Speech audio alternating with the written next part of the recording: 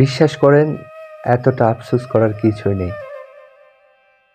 ভীষণভাবে ভালোবাসার পরেও, সৎ থাকার পরেও যে মানুষটাকে আপন করতে পারেন নাই, সে মানুষটা আসলে আপনার না। যাকে হাতে পায়ে ধরে নিজের অনুভূতি বুঝাইতে পারেন নাই, যাকে আটকাইতে পারেন নাই, সে আসলে আপনার যোগ্য না। ভরসা রাখুন, একদম ধৈর্যহারা হবেন না।